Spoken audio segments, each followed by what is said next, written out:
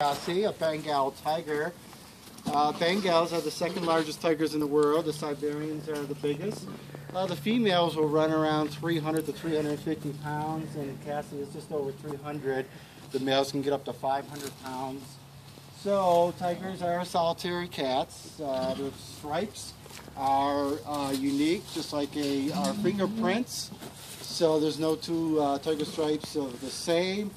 They love water.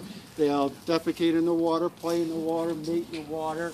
So what we're doing right now, this is a training exercise that we're actually doing.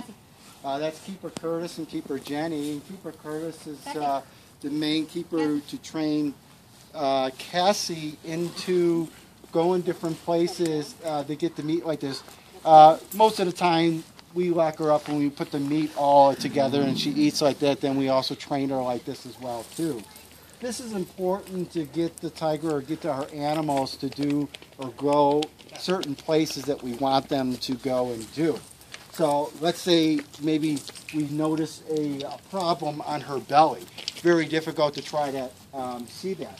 So as you saw Jenny having the tiger go up high, it allows us or a vet to take a look at her up close like that, or get a left or right view or a down view to be able to do that for medical purposes, and or shifting purposes is very important as well too. We want Cassie to shift, move different places. That is this is what we do as well too.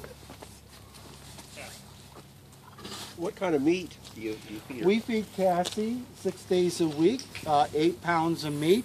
That meat will include mostly red meats as well as poultry. She also gets 2 pounds out of that 8 called a natural balance meal. It's like a meatloaf. It's a specially formulated 5-pound loaf that comes to us specifically made for feline cats and stuff that many zoos use. It's got a lot of vitamins and good things in it, and because it has vitamins and good things in it, our cats don't like it and don't want to eat it. So sometimes we have to mush some hamburger meat in with that and stuff. Also might give them game meat. And Cassie, like many of our other cats, one day a week, like on a Saturday, we'll give them, a rabbit or a rodent, depending on the size of the cat. These are all pre-killed, of course. We feed nothing live at the zoo. We even order our rodents and rabbits pre-killed. They come to us frozen already. We just thaw them out room temperature and such.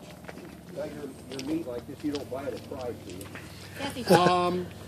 Our meat is either donated to us, like our game meat. We might have Hunter that has last year's meat in their freezer, but now they got a new kill, so they bring us, that's where we get the game meat. We can only feed the wolves game meat or turkey.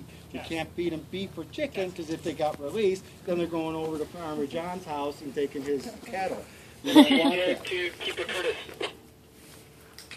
Curtis is in Cassie training right now, Jake?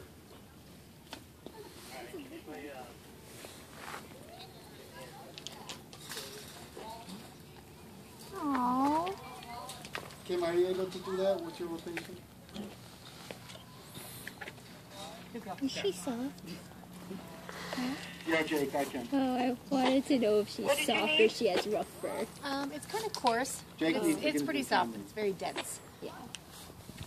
Okay, I'll be right there. So, but other than that, if we don't get meat donated, one supermarket donates meat. It's very little beef. We cannot use pork. Pork is just too fatty of a meat, so we have to discard that. This particular meat is actually I bought from Shamrock. It's a top grade beef. It's top sirloin, the top round. It is where you would go to one of the finest restaurants and order a sirloin steak, and this is the meat that you would get. It's cost efficient for us because it actually costs less per pound. Because it's out of a 20-pound piece of meat, there's extremely little fat on it. There's just an outside fat on it. All the rest is complete meat.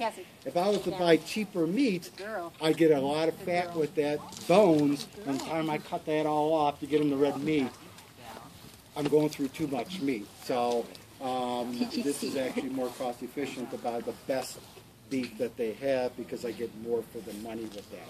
I don't buy this all the time.